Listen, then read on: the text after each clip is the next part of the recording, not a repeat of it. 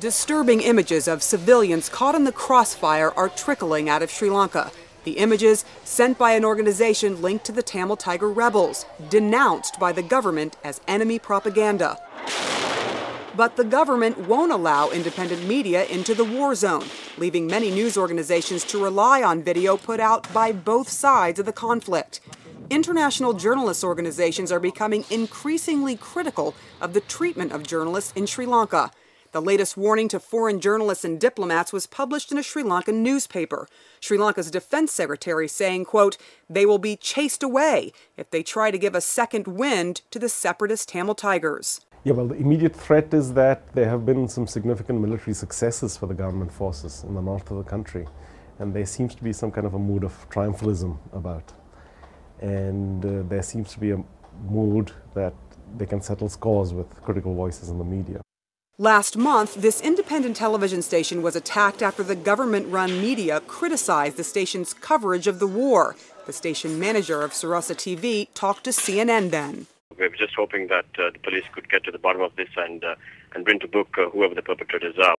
After the interview aired, the defense secretary responded, calling Chivan Daniel a terrorist. I saw the news on CNN. A person in the Sarasa station was talking. The gist of it was that a Claymore mine was used and that the government was responsible for the attack. The person who spoke, I know, he's a terrorist. The government condemned the attack and said it was investigating whether it was carried out to discredit the authorities. Another attack killed a prominent journalist. Sunday leader, editor-in-chief Lasantha Wickrematunge was shot in rush-hour traffic. He said he'd been threatened many times before. His newspaper had long been a thorn in the government's side. After his death, an editorial he had written was published predicting his own demise. It reads in part, "People often ask me why I take such risks and tell me it's a matter of time before I am bumped off. In all these cases, I have reason to believe the attacks were inspired by the government.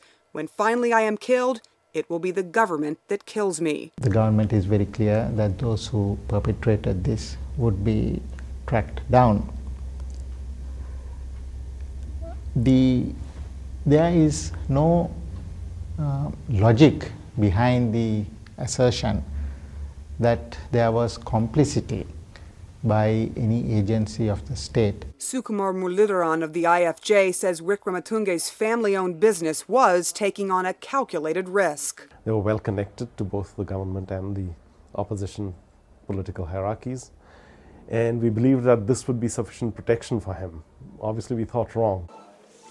The attacks, many journalists say, is one reason why the story of this war is yet to be fully told.